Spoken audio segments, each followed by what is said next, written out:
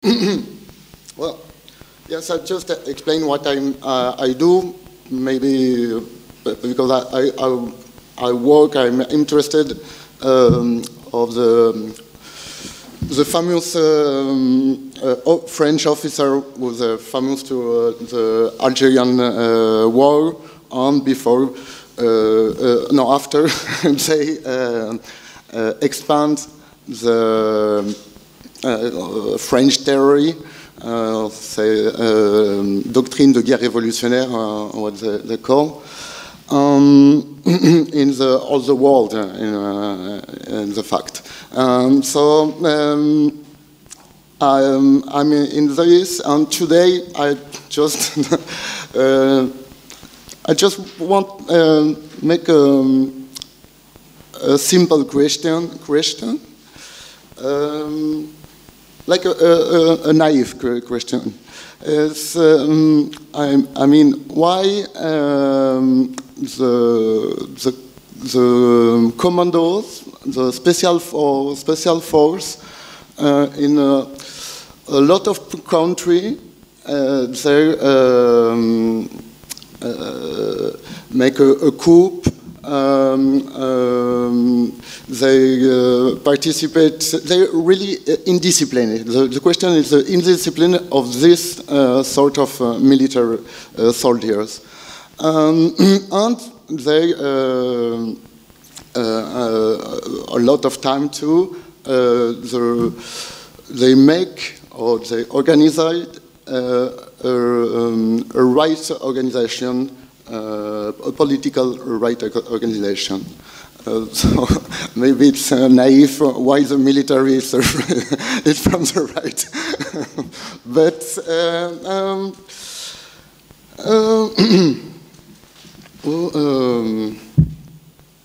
well, yes.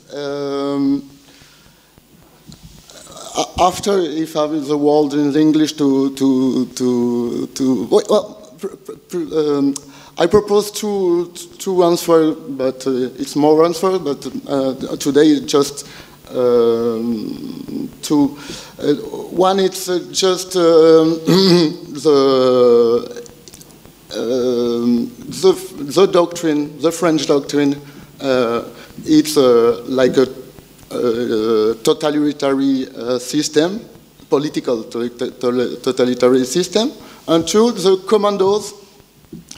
The story of the commando explain why they act what like they act. Alors, before that, I want to tell a story. A story above ground.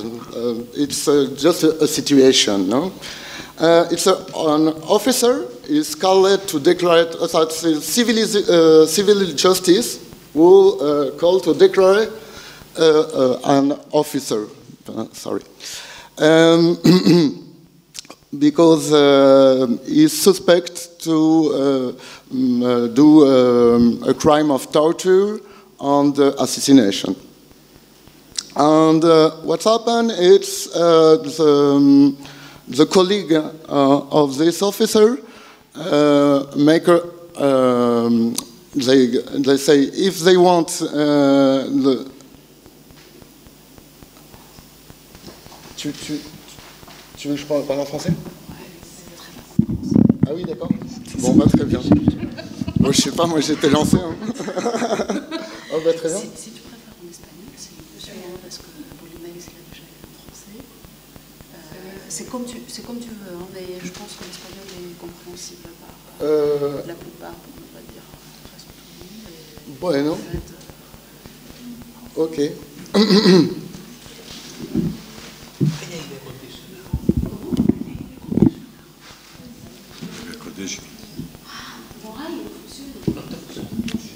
Pero estaba funcionando, pero está apagado, está funcionando. Está apagado. No, un poco.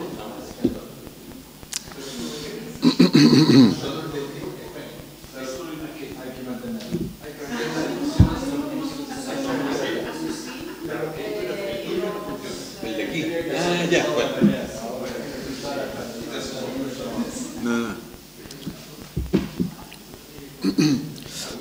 Donc, ça va être un peu plus facile maintenant.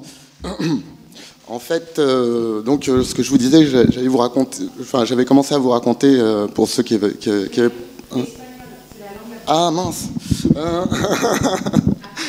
Entonces, le estaba contando una historia que es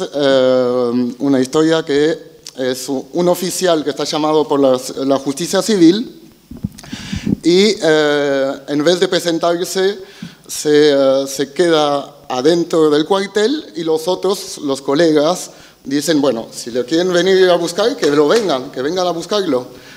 Y la historia sigue con una rebelión abierta militar que provoca una conmoción nacional, es decir, bueno, una crisis que parecido o no a un golpe. El tema, ¿por qué no puse el contexto? Porque es una historia que cuenta dos historias.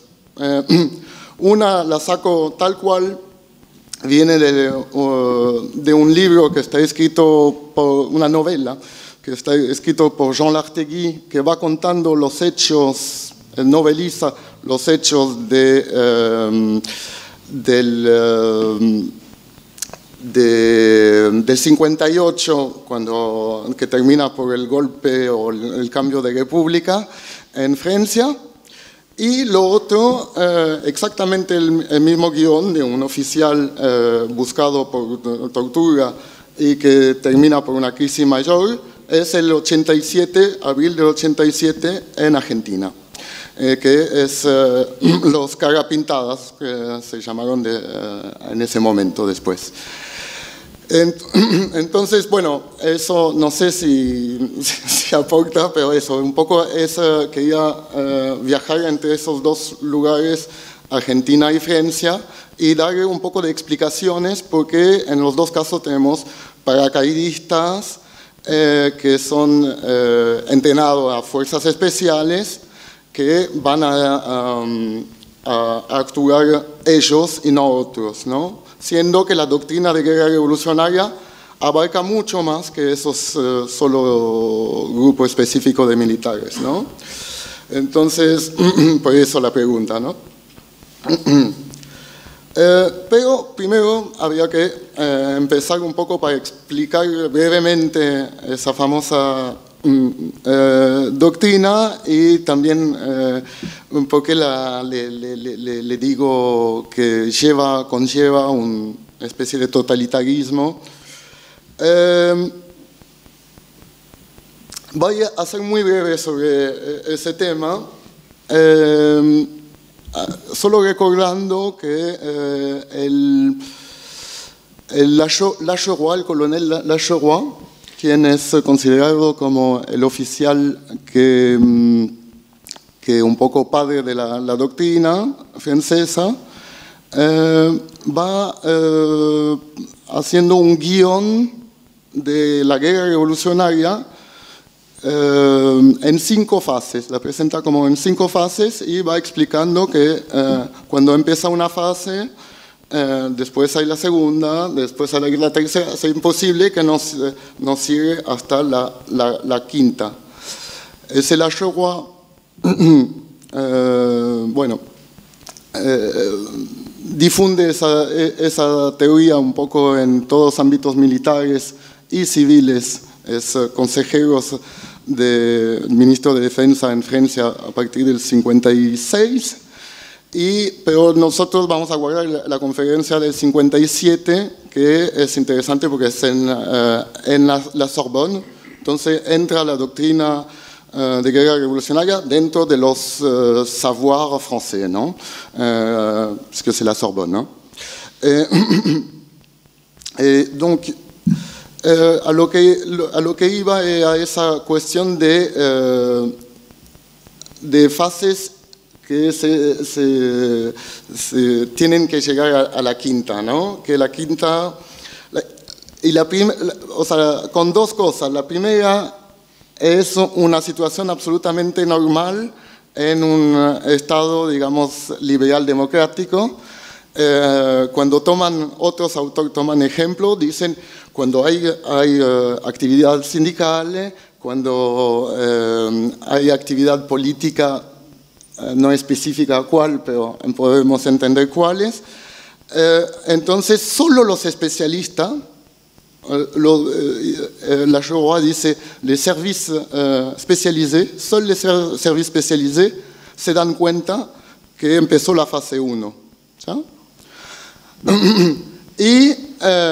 Y eso quiere decir que vamos a llegar a la fase 5, que es la toma del poder total por la organización revolucionaria, que va a hacer va a rendir inútil las administraciones formales, porque ya los completó por una segunda capa de administración, ¿no? Es una jerarquía paralela, la llama. Cuando llega a esa quinta fase, Lacherois, lo cito de memoria porque me confundí con todas mis notas en inglés, no sé cuánto, dice, bueno, en ese momento ya no hay necesidad de... Se puede recuperar la situación, pero no se puede llamar ni un general ni un prefecto. En este momento hay que llamar un carnicero, ¿no? Exactamente, y estamos en una conferencia delante de 2000 oficiales franceses y muchos civiles que son gente del Estado importante, digamos, ¿no? Y yo creo que sí, parece una broma de mal gusto, pero no es una broma. Estamos en el 57. Estamos en plena Argelia y también ya empezó en Camerún otra masacre. Entonces, Lacherois sabe exactamente, él está arriba de todo eso, entonces sabe exactamente lo que está diciendo. Y bueno, entonces entendieron que cuando decía que es una manera totalitaria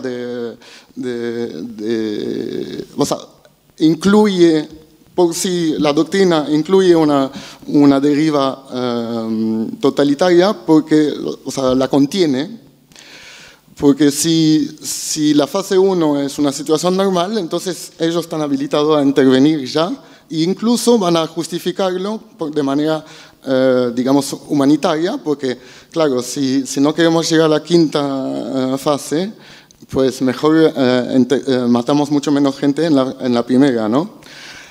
Y en realidad las soluciones que ofrecen es un control total de la población a través de referentes en todas las calles que van a ser gente que pueden denunciar si hay una actividad no normal en el barrio. Y también censuras de los medios, ¿no?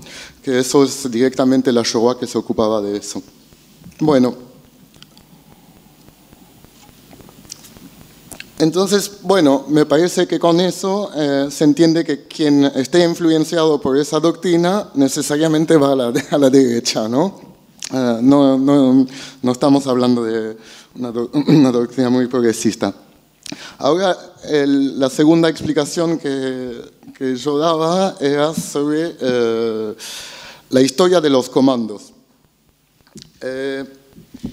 Los comandos o las fuerzas especiales, tienen varios nombres, suelen presentarse como Rambo, ¿no? Con Rambo, ¿se acuerdan la película? De hecho, en la película es una boina verde. Es exactamente las fuerzas especiales de Estados Unidos. Pero uso esa imagen, podemos usar muchas más otras imágenes mucho más antiguas, que siempre se van a presentar como lo físico, como experto en maniobras físicas, con muchas habilidades extraordinarias físicas. Y que es siempre eso que lo muestra. No es falso, Es verdad que todas las fuerzas especiales tienen un entrenamiento extremadamente, bueno, bien difícil, pero en realidad no es lo esencial. Son formados políticamente, son gente, y para entenderlo hay que volver a la Segunda Guerra Mundial. Ahí donde, por lo menos en la historia francesa, aparecen los comandos. Los primeros comandos son los que están mandados en el territorio francés ocupado, y entonces tienen están mandados con paracaídas, y tienen como misión principal de organizar la resistencia. ¿Qué quiere decir? El poder que tiene viene del cielo, porque en realidad escogen adentro de la resistencia cuáles son las fuerzas que les conviene a ellos, y van a decidir si van a recibir o no el próximo cargamento, ¿no? O sea, uno de los comandos más famosos se llaman Jetbox, y son solo 3 personas, y es aliados, ¿no? Hay un estadounidense, un británico, un francés o un holandés, según el lugar donde van a caer. Entonces, la gente importante, o sea, son casi diría un comisario político. El jefe de los 3 es eso, tiene que tener una misión muy diplomática y entender cuáles son los intereses nuestros, o sea, de ellos, digamos. Y entonces escoger la persona, y la otra lugar fundamental es el radio. Hay uno que tiene una radio, y es él que va a transmitir qué necesitamos: dinero, armas, etcétera, todo el material, ¿no? Bueno, entonces ahí se entiende que las primeras misiones de esa gente han sido ultra políticas, y además son muy autónomos, porque están mandados en un lugar donde hay muy poca comunicación con la jefatura, digamos, ¿no? Entonces eso un poco es lo que para mí explica un poco cómo vienen después, esa especie de indisciplina permanente. Y hay otro dato interesante con esos comandos, que las primeras misiones que tienen son considerados como terroristas por las autoridades legales francesas y alemanes, ya que hacen atentados, sabotean y asesinan de manera algunos blancos escogidos, ¿no? Cosa que es la palabra terrorista, los mismos franceses la van a guardar para describir su actividad hasta principios de los 50. O sea, en los informes que están pensando de nuevo en reconstituir esos comandos, piensan en la experiencia de la Segunda Guerra Mundial, y hablan específicamente de terrorismo como las actividades que hacían, ¿no? Después se cuidan con la palabra.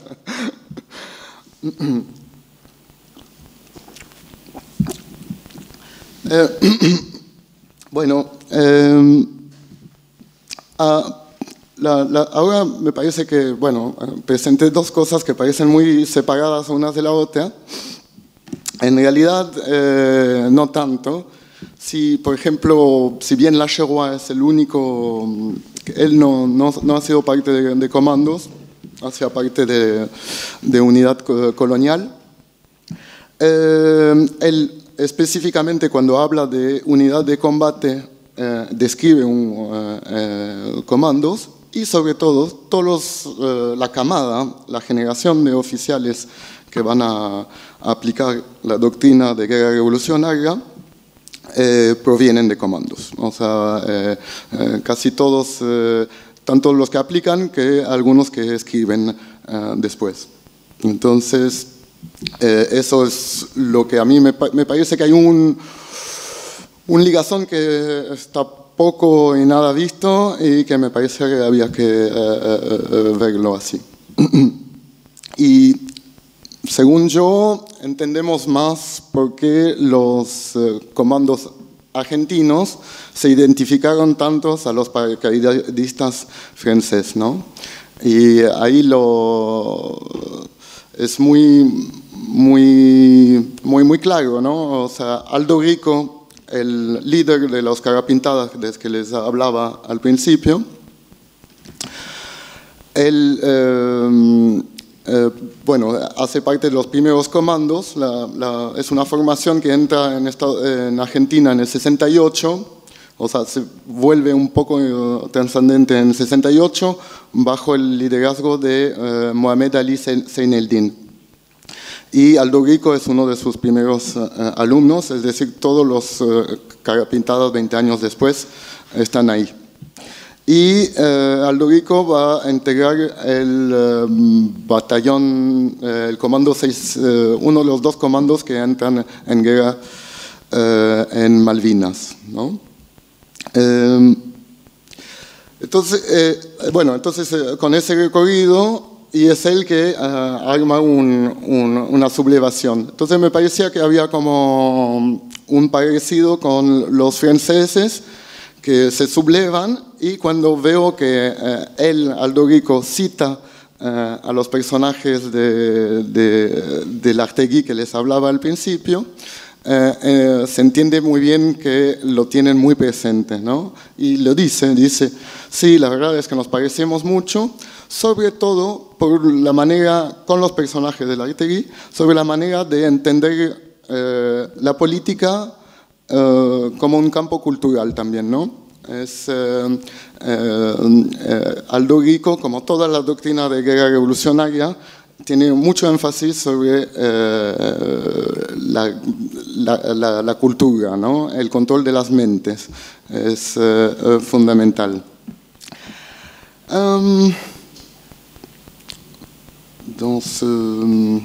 Bueno, sí, yo